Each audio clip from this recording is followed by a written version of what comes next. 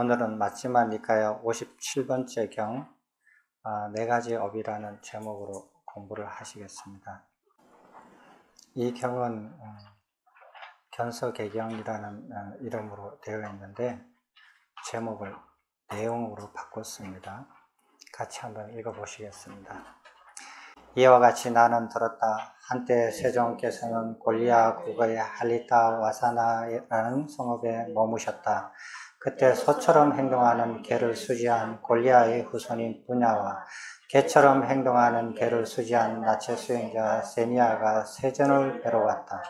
그들은 오랫동안 절친한 부수로서 함께 세종께 가까이 다가가서 세종께 절을 올리고 세종과 한담을 나누었다.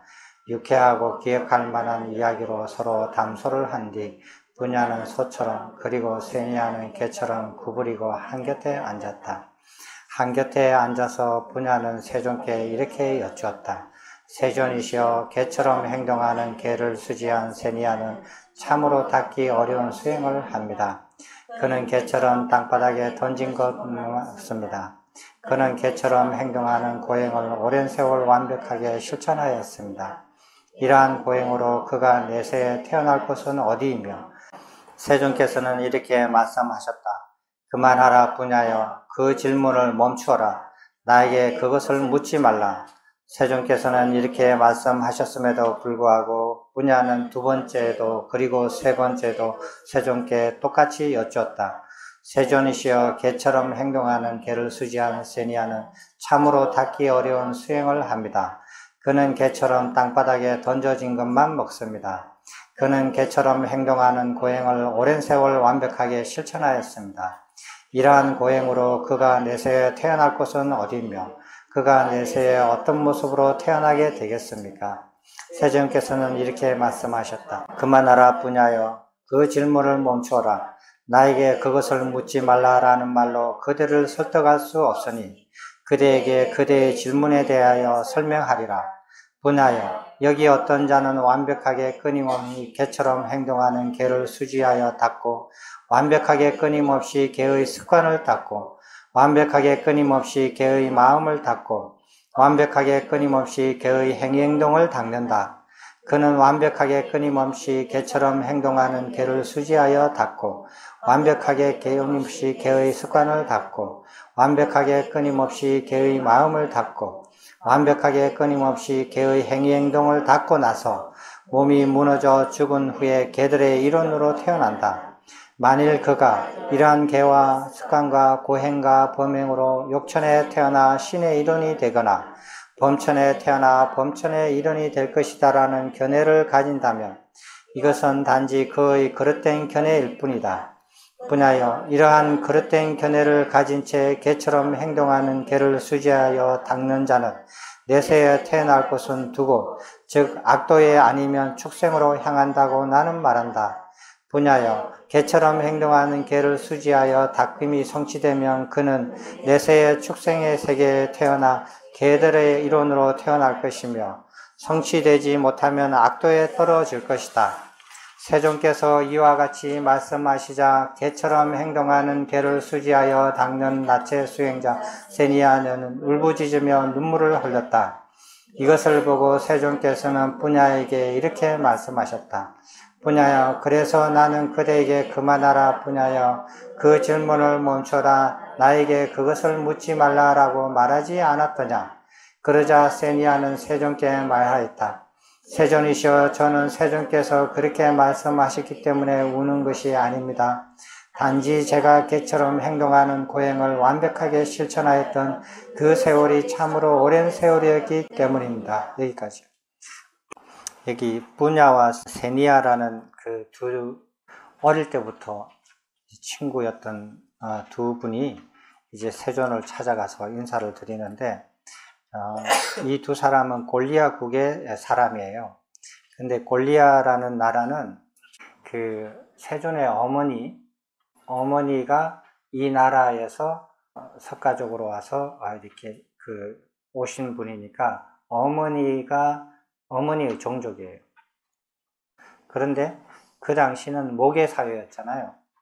모계사회였으니까 그 석가족과 이 골리앗국은 거의 사촌지간이라고 봐야 돼요. 거의 같은 큰 범위에서는 인종적으로 보면 같은 인종이라고 봐지고, 이렇게 단지 이렇게 약간 이렇게 나누어서, 나라가 나누어져서 이웃 국가로서 이렇게 서로 떨어져서 친밀하게 서로 왕래가 있고, 세존의 어머니가 이날에서 살다가 석가적으로 결혼을 해서 오셔서 이렇게 세존을 이렇게 태어나게 하는 그 출신 국가입니다.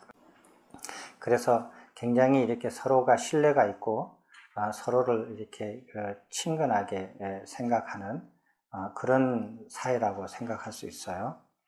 그래서 이 두 분이 이렇게 찾아와서 세존께 찾아왔는데, 이때는 이제 세존을 이렇게 논쟁을 하려고 하는 것도 아니고 어떤 가르침을 받고 싶은데, 가장 궁금한 게 이제 자기들이 하던 수행으로 어떤 과보를 받을지가 궁금해서 이렇게 이제 오신 것 같아요. 이 경전을 보면 이 두 분이 공부가, 수행은 이렇게 굉장히 열심히 하고 이렇게 소처럼 개처럼 행동을 하는 그런 고행을 하지만 학문적으로는 그렇게 많은 공부를 하지 않았다라는 것 같은 느낌이 들어요. 여기 내용에 보면 그 친구 분야가 세존께 처음에 여쭙습니다. 우리는 보면은 아무리 친한 친구라고 하더라도 가면은 부부 사이라도 그래요. 오면은 뭐라고 하냐면, 내가 죽으면 내세에 어떤 가부를 어떻게 태어날까요? 어떤 모습으로 어디에서 태어날까요? 이렇게 물어보죠. 그리고 내가 해결이 되면 너 차례는 이제 너도 물어봐. 너 차례, 너도 한번 여쭤봐. 이렇게 얘기할 거예요. 근데 여기는 진짜 절친한 친구예요. 그래서 자기보다도 친구를 더 걱정을 해요. 친구 일이 더 궁금하고.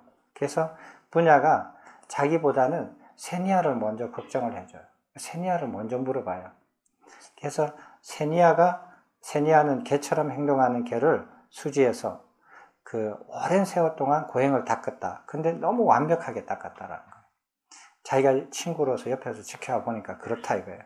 그러면 이러한 고행으로 내 친구 세니아가 내 생에 죽어서 내 생에 어디서 태어나면 어떤 모습으로 태어나겠습니까? 라고 여쭤봐 주는 거예요. 그랬더니 세존께서 말씀하시기를 그 질문을 하지 말라. 그 질문을 중단해라. 그만해라. 라고 했을 거예요. 그런데도 불구하고 이 사람이 자기 거가 아니라 친구 거를 물어봐 주는 거니까 두 번, 세 번째까지 반복적으로 똑같이 여쭤요. 부처님께서 그만해라고 했음에도 불구하고. 그랬더니 부처님께서 말씀하시기를, 너 친구 세니아가 개처럼 행동하는 개처럼 사는 그런 계율을 받고서 그런 계율에 따라서 수행을 하는 그런 사람인데, 그런 고행으로 그 고행이 성취가 되면 개로 태어난다. 이렇게 말씀하신 거예요. 그리고 설명을 더 이렇게 붙여서 말씀하시기를, 너희들은 그런 고행을 닦으면 욕천에 태어나서 신으로 태어나든지, 아니면 범천에 죽어서 범천에 태어나서 범천의 일원으로 되든지, 이렇게 믿고 그런 고행을 할 거다. 그렇지만은 그것은 너희들의 잘못된 견해일 뿐이다라는 거예요. 그렇게 말씀해 주셔요. 그래서 그렇게 잘못된 견해로서 개처럼 닦는, 그런 개처럼 행동하는, 개처럼 사는 개를 가지고 수행을 하는 사람이 죽으면은 그 수행이 성취가 되면 개로 태어나고, 성취가 안 되면은 악도에 태어난다. 그러니까 수행이 성취가 되면 축생으로 태어나고, 축생에서 개로 태어나게 되고, 그 다음에 수행이 성취가 안 되면은 축생, 지옥 떨어진다. 그렇게 말씀하십니다. 그랬더니 옆에 있던 세니아가 그 말을 듣고 통곡을 하면서 울어요. 그래서 부처님께서 부녀한테, 너 그래서 내가 그 질문 하지 말라고 하지 않았느냐? 그랬더니 울던 세니아가 하는 말이, 부처님께서 말씀을 그렇게 하셨기 때문에 우는 게 아니다 이거예요. 내가 너무 오랜 세월을 개처럼 사는 고행을 너무 오랫동안 완벽하게 해왔는데 그 세월이 너무 오래했기 때문에 이렇게 내가 우는 거다. 그게 무슨 소리예요 그게? 자기가 너무 완벽하게 개처럼 사는 수행을 너무 오랫동안 한 거예요. 그거에 대한 통안과 후회와 그런 거, 정말 이렇게 어리석었다라는 거, 자기 스스로에 대해서 우는 거거든요. 여러분들은 그런 거 안 느껴보셨죠? 내가 자기 평생 살면서 내가 정말 어리석게 살았구나. 그런 적이 없죠? 나는 정말 똑똑하고 현명하고 노력을 최선을 다하면서 지금까지 살아왔고 앞으로도 살 것이야. 이렇게 생각하면서 사시죠? 그죠? 아마 그러실 거예요. 근데 여기서 또 한 가지 우리가 요즘 사람하고 비교를 한다면은 여기 세니아가 그렇게 통안을 이렇게 하면서 통곡을 하면서 자기가 그렇게 살았던 세월이 너무 오래되었기 때문에 우는 거지. 자기를 탓하지 그 개를 주고 자기를 그렇게 수행하라고 보냈던 다른 사람을 탓하지 않아요. 여기에 보면 다른 사람 부모를 탓한다든지 선생님을 탓한다든지 사회를 탓한다든지 국가를 탓한다든지 그 자기 스승을 탓한다든지 이러지 않잖아요. 자기 세월을 탓한단 말이에요. 그렇게 근데 요즘 사람들은 그렇게 하면 아마 분명히 다른 사람을 탓할 거예요. 요즘 사람들은. 그래서 발전이 없어요. 그래서 발전을 못해요. 그 스토리는 아시겠죠? 그러면은 토착 원주민들이 석가모니 부처님께서 이렇게 깨우치시기 전에 원래 토착 원주민들이 행해왔던 종교들이 있잖아요. 수행, 그죠? 그 중에 하나죠. 이게 나체 수행자가. 그래서 그 종족들이 원래 가지고 있던, 불교 이전에 가지고 있던 그 수행 종교적인 생활을 하는 분이죠. 세니아가 출가를 해서. 그 다음에는 이제 역할만 다르게 해서 또 같이 이렇게 비슷합니다. 같이 읽어보시겠습니다. 이렇게 세존께 말씀드리고 세니아는 울음을 그치고 마음을 가다듬었다. 그리고 세존께 이렇게 여쭈었다. 세존이시여, 소처럼 행동하는 개를 수지한 분야는 참으로 닦기 어려운 수행을 합니다. 그는 소처럼 풀을 뜯어 먹습니다. 그는 소처럼 행동하는 고행을 오랜 세월 완벽하게 실천하였습니다. 이러한 고행으로 그가 내세에 태어날 곳은 어디이며 그가 내세에 어떤 모습으로 태어나게 되겠습니까? 세존께서는 이렇게 말씀하셨다. 그만하라 세니아야, 그 질문을 멈춰라. 나에게 그것을 묻지 말라. 세존께서 이렇게 말씀하셨음에도 불구하고 세니아는 두 번째에도 그리고 세 번째에도 세존께 똑같이 여쭈었다. 세존이시여, 소처럼 행동하는 개를 수지한 분야는 참으로 닦기 어려운 수행을 합니다. 그는 소처럼 풀을 뜯어 먹습니다. 그는 소처럼 행동하는 고행을 오랜 세월 완벽하게 실천하였습니다. 이러한 고행으로 그가 내세에 태어날 곳은 어디이며 그가 내세에 어떤 모습으로 태어나게 되겠습니까? 세존께서는 이렇게 말씀하셨다. 세니아여, 참으로 내가 그만하라 세니아여, 그 질문을 멈춰라. 나에게 그것을 묻지 말라. 라는 말로 그대를 설득할 수 없으니 그대에게 그대의 질문에 대하여 설명하리라. 세니아여, 여기 어떤 자는 완벽하게 끊임없이 소처럼 행동하는 개를 수지하여 닦고 완벽하게 끊임없이 소의 습관을 닦고 완벽하게 끊임없이 소의 마음을 닦고 완벽하게 끊임없이 소의 행위 행동을 닦는다. 그는 완벽하게 끊임없이 소처럼 행동하는 개를 수지하여 닦고 완벽하게 끊임없이 소의 습관을 닦고 완벽하게 끊임없이 소의 마음을 닦고 완벽하게 끊임없이 소의 행위 행동을 닦고 나서 몸이 무너져 죽은 후에 소들의 일원이 태어난다. 만일 그가 이러한 계와 습관과 고행과 범행으로 욕천에 태어나 신의 일원이 되거나 범천에 태어나 범천의 일원이 될 것이다라는 견해를 가진다면 이것은 단지 그의 그릇된 견해일 뿐이다. 세니하여 이러한 그릇된 견해를 가진 채 소처럼 행동하는 개를 수지하는 닦는 자는 내세에 태어날 곳은 두고 즉 악도 아니면 축생으로 향한다고 나는 말한다. 세니하여 소처럼 행동하는 개를 수지하여 닦음이 성취되면 그는 내세에 축생의 세계에 태어나 소들의 일원으로 태어날 것이며 성취되지 못하면 악도에 떨어질 것이다. 세존께서 이와 같이 말씀하시다 소처럼 행동하는 개를 수지하여 당년 분야는 울부짖으며 눈물을 흘렸다. 이것을 보고 세존께서는 세니야에게 이렇게 말씀하셨다. 세니야여, 그래서 나는 그대에게 그만하라. 세니야여, 그 질문을 멈추어라. 나에게 그것을 묻지 말라라고 말하지 않았더냐. 그러자 분야는 세존께 말하였다. 세존이시여, 저는 세존께서 그렇게 말씀하셨기 때문에 우는 것이 아닙니다. 단지 제가 소처럼 행동하는 고행을 완벽하게 실천하였던 그 세월이 참으로 오랜 세월이었기 때문입니다.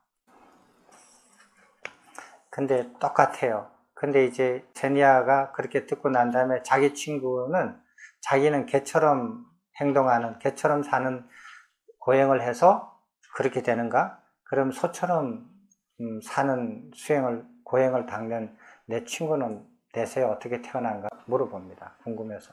혹시 다를 수가 있잖아요. 개하고 소가 다르듯이. 그래서 여쭤보니까 대답이 똑같아요. 축생으로 태어나서 수행을 성취하면 소의 일원으로 되고, 그리고 성취하지 못하면 악도에 떨어진다. 악도는 축생, 지옥. 그렇게 그 소리를 듣고 이 사람도 이렇게 똑같이 통곡을 해요. 왜? 그렇게 완벽하게 수행한 세월이 오랜 세월에 그렇게 했기 때문에. 그래서 이 두 분은 아마 그렇게 젊은 사람들이 아닐 거예요. 나이가 지긋이 중년 이상으로는 들었다고 봐야죠. 그래서 생의 어떤 한참 피어나서 정점으로 올라가는 게 아니라 정점에 머무르든지 정점에서 내려가는 그런 단계에 있는 사람들이라고 봐야 돼요.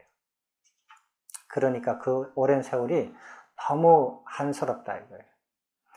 그래서 이제 그 다음에 이제 부처님께 그 말씀을 드립니다. 그게 이제 오늘 우리가 한번 새겨봐야 될 내용인데 어렵지 않고 아주 간단한 4가지예요. 자, 같이 한번 읽어보시겠습니다. 이렇게 세존께 말씀드리고 분야는 울음을 거치고 마음을 가다듬었다. 그리고 세존께 이렇게 여쭈었다. 세존이시여, 저는 이와 같이 세존께 청정한 믿음이 있습니다. 세존께서는 제가 소처럼 행동하는 이 고행을 버리고 세니야가 개처럼 행동하는 고행을 버릴 수 있도록 그러한 법을 설해 주소서. 분야여, 그렇다면 잘 듣고 마음에 잘 새기도록 하라. 나는 설하리라. 그렇게 하겠습니다. 세존이시여 라고 분야는 세존께 대답하였다. 세존께서는 이렇게 말씀하셨다. 분야여, 4가지 업들이 있다. 나는 이들 4가지 업들을 스스로 최상의 지혜로 알고 실현하여 드러낸다. 무엇이 그 넷인가? 분야여, 어두운 업이 있으며 밝은 가보를 가져오는 밝은 업이 있으며 어둡고 밝은 가보를 가져오는 어둡고 밝은 업이 있으며 어둡고 가보도 밝은 가보도 가져오지 않고 업의 소멸로 인도하는 어둡지도 밝지도 않는 업이 있다. 분야여, 그렇다면 무엇이 어두운 가보를 가져오는 어두운 업인가? 여기 어떤 자는 악의가 있는 몸에 행위를 짓고 악의가 있는 말에 행위를 짓고 악의가 있는 마음에 행위를 짓는다. 그는 악의가 있는 몸에 행위를 짓고 악의가 있는 말에 행위를 짓고 악의가 있는 마음에 행위를 짓고 나서 몸이 무너져 죽은 후에 고통스러운 세상에 태어난다. 그가 이러한 고통스러운 세상에 태어나면 고통스러운 감촉 접촉이 그를 접촉한다. 고통스러운 감각 접촉이 그를 접촉할 때 마치 지옥 중생들처럼 전적으로 괴로움 뿐인 고통스러운 느낌을 느낀다. 분야여, 이와 같이 어두운 업인 악의가 있는 신구의 사명으로 현재의 몸이 무너져 죽은 후 어두운 가보인 고통스러운 세상에 태어남이 있다. 그러므로 이러한 중생들은 업의 상속자라고 나는 말한다. 이것을 일러 어두운 가보를 가져오는 어두운 업이라고 한다. 여기까지입니다. 아주 간단하게 말씀드립니다. 어두운 결과를 맺는 어두운 원인이 있다. 어두운 가보를 가져다 주는 어두운 업이 있다. 이겁니다. 그 어두운 업이 무엇이냐는 거예요. 몸의 행동, 말의 행동, 마음의 행동, 신구의 사명이에요. 이것을 하는데 무엇을 바탕으로 하는가? 악의를 바탕으로 한다. 단순합니다. 선의를 가지지 않고요. 악의를 가지고 행동을 하고, 악의를 가지고 말을 하고, 악의를 가지고 마음을 먹고 해요. 그 간단하지 않습니까? 이렇게 하는 것이 원인이 돼서 어두운 과보를 가져온다. 어두운 과보는 뭐냐? 악의를 가지고 신구의 삼위행을 하잖아요. 하면은 사람들은 그 과보가 금방금방 받는 사람이 있고 나중에 받는 사람이 있어요. 지금 나쁜 행동을 해서 악의를 가지고 나쁜 행동을 했다. 몸으로 나쁜 짓을 했다.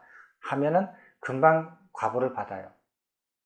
엄마한테 회초리를 맞고, 그죠? 경찰에 잡혀가고, 금방 받아요. 받는 것도 있지만, 또 늦게 받는 사람도 있어요. 그렇지만은 죽어서 태어날 때, 경찰에 가서, 잡혀가서 감옥을 이렇게 살고 나오면, 사회적으로는 그 악한 행동이, 해소가 됐지만, 이게 부처님의 법으로 보면, 그걸 해소가 안 돼요. 죽으면 이렇게 어두운 과보를 받아요. 그 어두운 과보는 뭐냐? 괴로운 세상에 태어난다는 거예요. 괴로운 세상에. 괴로운 세상에 태어나서 그 괴로운 세상에 태어나면 그러면 자기가 원하든 원하지 않든 그 환경이 그러니까 괴로운 세상에 태어나면 괴로운 접촉들이 자기를 접촉하게 된다. 내가 원하지 않아도 원해도 그 세상에 태어나면 괴로운 접촉이 자기를 접촉하게 된다. 그 괴로운 접촉을 접하게 되면, 접촉하게 되면 괴로운 느낌이 일어난다는 거예요. 그래서 괴로운 곳이다. 그런 과보를 가져온다. 간단하죠? 악의는 몇 선정에서 사라지나요? 완전히 없어지나요? 예. 제2선정에서 다 없어지죠? 예. 그래서 3선정에서는 악의가 없어요. 범천에 사는 3선정에 있는 범천의 신들은 악이라는 게 없어요. 거기는 항상 악의를 가지지 않고 악의가 없어서 항상 자유로워요. 그럼 그 밑에는 뭐냐? 그럼 항상 악의를 가지느냐? 아니에요.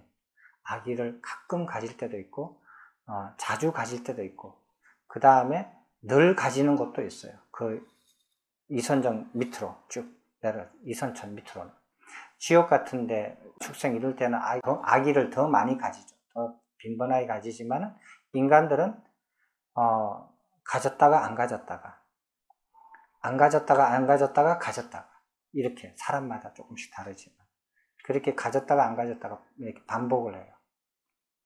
이게 인간 세상이에요. 그래서 악의를 이렇게 표본으로 말씀하시는 것 같아요. 자, 그게 이제 첫 번째 업이고요. 두 번째 업을 한번 보시겠습니다. 분야요. 그렇다면 무엇이 밝은 과보를 가져오는 밝은 업인가? 악의가 없는 몸의 행위를 짓고 그는 악의가 없는 몸의 행위를 짓고 악의가 없는 말의 행위를 짓고 악의가 없는 마음의 행위를 짓고 나서 몸이 무너져 죽은 후에 고통 없는 세상에 태어난다. 그가 이러한 고통 없는 세상에 태어나면 고통 없는 감각 조촉이 그를 접촉한다. 고통 없는 감각 조촉이 그를 접촉할 때 마치 변정천의 범천들처럼 전적으로 즐거움뿐인 고통 없는 느낌을 느낀다. 분야여 이와 같이 밝은 업에 악의가 없는 신구의 사명으로 현재의 몸이 무너져 죽은 후에 밝은 과보인 고통 없는 세상에 태어남이 있다. 그러므로 이러한 중생들은 업의 상속자라고 나는 말한다. 이것을 일러 밝은 과보를 가져오는 밝은 업이라고 한다. 여기까지. 그러면은 밝은 과보를 가지고는 밝은 업은 뭐냐? 그러면은 밝은 업이라는 것은 악의가 없는 신구의 사명이에요. 악의가 없는. 악의가 완전히 없어지는 것은 제3선천부터라고 했죠. 제3선천에 있는 것이 변정천이에요. 그래서 변정천의 그 범천들로서 예를 드는 거예요. 그 밑에는 악의가 가끔씩 생길 수도 있거든요. 그래서 악의가 완전히 없는 것은 범정천이에요. 그래서 악의가 완전히 없는 신구의 사명으로 사명을 하면 현재의 몸이 죽은 후에 그러면 밝은 과보를 받는데 그 밝은 과보는 뭐냐면 괴로움이 완전히 없는 그런 세상에 태어나게 된다는 거예요. 그 과보가. 그런 세상이 어디 있느냐? 그게 제3선천이에요. 아기가 거기는 완전히 떨어지니까. 그럼 제3선천에서 태어나면 어떻게 되느냐? 원하든 원하지 않든 괴로움이 없는, 고통이 없는 접촉이 내한테 온다라는 거예요. 그래서 그 접촉을 접하게 되면 고통이 없고 즐거움뿐인 그런 느낌이 항상 일어난다는 거예요. 자기가 즐거움을 추구해서가 아니고 괴로움을 추구해서가 아니라 그런 환경에 태어나면 그런 접촉을 스스로 받게 된다. 그래서 즐거운 가보를 가지고 온다고 하는데 그것은 변정천에 태어나는 거다. 그래서 거기에서는 즐거움만 있는 그런 느낌을 항상 그런 세상에서 태어나게 된다라고 말씀하시는 거예요. 자, 사람들이 선의를 가지고 인간 세상에서 몸으로 실천을 하든 말로 실천을 하든 마음으로 실천을 했어요. 그러면 사람들이 저 사람은 참 의인이다, 훌륭한 사람이다, 상장을 주고 금일봉을 주고 막 사람들이 칭찬하고 막 이렇게 해요. 어떤 사람은 그거 기념비도 만들어주고 막 그런단 말이에요. 좋은 가보를 받는 것은 인간 세상에서 받는 가보지 그걸로서 그 좋은 가보가 끝나는 게 아니에요. 신구이로 선의로서 그 좋은 가보를 지으면 인간들은 그렇게 보답을 하지만 부처님 가르침의 업에 의해서는 그러면 그 사람이 그 인간 세상에서 이렇게 기념비를 세워주고 그 상장을 주든 안 주든 받든 안 받든 죽으면 밝은 가보를 받는데 고통 없는 세상에 태어나는 가보를 받는다. 그래서 세상에 불만을 갖지 말라는 거예요. 악한 사람이 악한 가보를 왜 안 받고 저 사람은 악한 짓을 하면서도 저렇게 똥똥스럽게 잘 사느냐? 불만을 갖지 말라는 거예요. 착한 일을, 선의를 가지고 신구의 사명을 했는데 저 사람은 왜 좋은 대가를 못 받고 좋은 대접을 못 받고 저렇게 인간 세상에서 그 빛을 발하지 못하고 힘들게 살아가느냐? 라고 불만을 갖지 말라는 거예요. 그 인간 세상에서 인과를 다 보는 건데 그건 인간 세상에서 만든 법이에요. 거기에 마음이 묶이고 거기에서 마음이 상처를 입고 마음이 묶이고 그러면 안 되죠. 그는 부처님 가르침의 연기법이나 업의 원리들의 가르침들을 정확하게 자기가 이렇게 이해하고 자기 걸로 만들지 못해서 그래요. 만약에 그렇다면은 그걸 분명히 안다면은 인간 세상에서 선의를 가지고 신구의 사명을 했다. 근데 모든 인간들이 아무도 몰라주고 나는 점점점 생활이 어려워지고 점점점 힘들어지고 그렇다 하더라도 그 사람이 선의로서 신구의 사명을 하는 것을 멈추지 않아요. 그렇죠? 멈추지 않아요. 그리고 괴로워하지도 않아요. 왜? 그게 받는 즐거운 가보가 아니라는 걸 아니까. 즐거운 가보는 다르게 있으니까. 멈추지 않죠. 그리고 어떤 사람은 악의를 가지고 신구의 사명을 한단 말이에요. 인간 세상에서 악의를 가지고 신구의 사명을 해서 많은 사람한테 괴로움을 주고 자기만 호의호식한다. 근데 저 사람은 누가 처벌 안 하나? 저 사람은 벌을 안 받나? 하느님은 뭐 하시지? 부처님은 뭐 하시지? 염라대왕은 뭐 하시지? 이렇게 마음이 영향을 받아요. 그러지 말라고. 그 악의를 가지고 신구의 사명을 하는 사람이 이런 가르침을 배우면 악의를 그만두겠죠. 그 사람은 나름대로의 방법이 있어서 인간 세상에서 자기가 악의를 가지고 신구의 사명을 하더라도 인간 세상에서 그 어두운 가보를 안 받는, 인간적인 어두운 가보를 안 받는 방법을 알아요. 그렇지만 이런 어두운 가보를 받는 것을 모르고 그렇게 하는 거예요. 이런 걸 안다면 그렇게 지속적으로 할 수가 없죠. 그래서 어두운 가보를 받거나 밝은 가보를 받는 것은 다른 사람이 알거나 모르거나 하고 상관없어요. 자기 자신이 잊어버리거나 기억을 하거나 하는 것도 상관이 없어요. 분야요. 그렇다면 무엇이 어둡고 밝은 가보를 가져오는 어둡고 밝은 업인가? 여기 어떤 자는 악의가 있기도 하고 때로는 없기도 한 몸의 행위를 짓고 악의가 있기도 하고 때로는 없기도 한 말의 행위를 짓고 악의가 있기도 하고 때로는 없기도 한 마음의 행위를 짓는다. 그는 악의가 있기도 하고 때로는 없기도 한 몸의 행위를 짓고 악의가 있기도 하고 때로는 없기도 한 말의 행위를 짓고 악의가 있기도 하고 때로는 없기도 한 마음의 행위를 짓고 나서 몸이 무너져 죽은 후에 고통스럽기도 하고 때로는 고통이 없기도 한 세상에 태어난다. 그가 이러한 고통스럽기도 하고 때로는 고통 없기도 한 세상에 태어나면 고통스럽기도 하고 때로는 고통 없기도 한 감각 접촉이 그를 접촉한다. 고통스럽기도 하고 때로는 고통 없기도 한 감각 접촉이 그를 접촉할 때 마치 인간들과 일부의 신들과 일부의 악도에 떨어진 자들처럼 괴로움과 때로는 즐거움이 있는 고통스럽기도 하고 때로는 고통스럽기도 한 느낌을 느낀다. 분야여 이와 같이 어둡기도 밝은 업인 악의가 있기도 하고 때로는 없기도 한 신구의 사명으로 현재의 몸이 무너져 죽은 후 어둡고 밝은 갑오인 고통스럽기도 하고 때로는 고통 없기도 한 세상에 태어남이 있다. 그러므로 이러한 중생들은 업의 상속자라고 나는 말한다.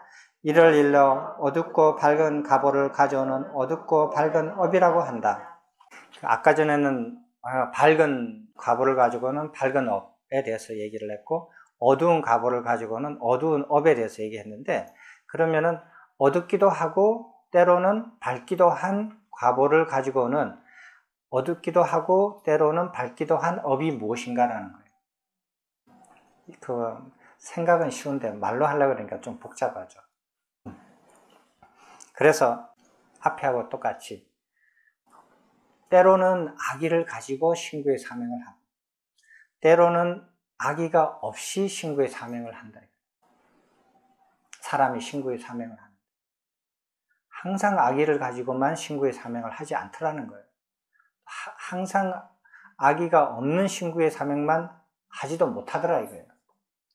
때로는 악의를 가지고 신구의 사명을 짓고 때로는 악의가 없는 신구의 사명도 짓더라는 거예요. 이렇게 하니까 어떤 결과를 맞이하느냐 하면 결과도 똑같이 그렇게 합니다. 괴롭기도 하고 때로는 괴로움이 없는 그런 세상에 태어난다. 그런 세상에 태어나면 자기가 원하든 원치 않든 감각 접촉이 자기를 접촉하게 되는데 어떤 감각 접촉이냐. 즐겁기도 하고 때로는 괴롭기도 한 감각 접촉이 온다. 그런 세상에 태어난다는 거. 그럼 그런 세상이 어디 있느냐는 거예요. 대표적인 게 인간이에요. 그래서 인간들은 반쯤 악의를 가지고 얘기를 하고 반쯤은 악의가 없이 얘기를 해요. 그죠? 인간이, 저도 그렇고 똑같이 인간으로 태어났으면 누구나 다. 그러니까 인간으로 태어났으면 태어나기 전에 무엇을 했느냐면 악의를 가지고 신구의 사명을 했었었고 그 다음에 악의가 없이 신구의 사명을 했었었던 증거예요. 여기가 저 자신을 포함해서 인간으로 태어났으면 누구나가 다 그렇게 그게 증거예요. 인간으로 태어났다라. 그래서 인간으로 태어났으면 자기가 원하든 원치 않든 인간의 세상에 태어났으면 자기가 다가와서 접촉을 하게 되는데 어떨 때는 고통스러운 접촉이 있고 때로는 고통이 없는 접촉을 하게 되더라고요. 맞습니까? 자, 그러면은 여기 일부 신도 그렇게 된다고 그랬어요. 일부 신은 욕천을 말하는 거예요. 욕천에서 아래 단계에 있는 신들은 악의가 이렇게 있기도 하고 또 악의가 없기도 하는 신구의 사명을 해서 거기는 인간들보다 즐거운 느낌을 더 많이 느낀다 그랬죠. 그렇지만 괴로운 느낌이 전혀 없다고 하지 않았죠. 괴로운 느낌이 점점점 줄어들지만은 있어요. 그래서 일부의 신들, 그 다음에 특히 욕천의 신들, 그 다음에 일부의 축생들도 그래요. 여기는 일부의 악도에 떨어진 자들을 했거든요. 축생들도 그러면은 항상 괴로운 느낌만 갖느냐는 거예요. 그렇지 않죠? 인간보다도 더 많은 괴로운 느낌을 가지지만 즐거운 느낌도 가끔씩 가지잖아요. 가지고 그리고 또 더군다나 요즘처럼 좋은 세상에 태어난 축생들은 주인을 잘 만나면 인간 못지않게 대접을 받아요. 저기 휴가 가면은 저기 호텔에다가 또 재워준다면서요? 맡긴다면서요? 근데 그게 하루당 얼마라 그랬죠? 하루에 10만 원? 그렇게 하는 사람들도 있대요. 그런 축생들은 저기 하루 10만 원 일당 해가지고 하루 10만 원 못 받는 사람들이 얼마나 많아요? 하루 종일 알바 해보세요. 10만 원 못 받잖아요. 막일 하시는 분들도 하루 종일 힘들게 일을 해도 10만 원 못 받는 사람들도 많거든요. 기술을 가지지 않는 그런 막일 하시는 분들은 그런 사람들 못 받아요. 근데 그 개는 10만 원의 대가를 이렇게 주고 그렇게 대접을 받잖아요. 이런 축생들은 어떻게 보면은 즐거움도 많이 느끼겠죠. 그래서 일부의 신들과 일부의 악도에 떨어진 자들, 그리고 인간들은 전부요. 그렇게 해서 즐거운 느낌과 괴로운 느낌을 다 같이 겪는다. 그래서 이런 거를 어둡고 밝은 가보를 가지고는 어둡고 밝은 업이다. 이렇게 말씀하시는 겁니다. 어둡고 밝은이라는 것은 동시에 그렇다는 거 아니에요. 어둡기도 하고 동시에 밝았다라는 그런 뜻이 아닙니다. 어둡기도 하고 때로는 밝기도 하고 때로는 그렇게 넣어야 그게 뜻이 정확하게 이해를 할 수 있어요. 되셨습니까? 그러니까 한번 보세요. 악의가 없는 신구의 사명을 하면은 그렇게 해서 삼선천 이상으로 태어나죠. 악의가 있는 신구의 사명을 하면은 악도로 떨어지죠. 그리고 악의가 있기도 하고 없기도 하면은 그 다음에 악도 위에 있는 인간, 그 다음에 일부 신, 욕천, 그 다음에 일부의 신들, 범천들도 들어가는지 좀 더 생각해 봐야겠지만 그렇게 해서 쭉 다 커버가 돼요. 자, 그런데 네 번째가 있어요. 이 네 번째가 재밌는 업입니다. 한번 읽어 보시겠습니다.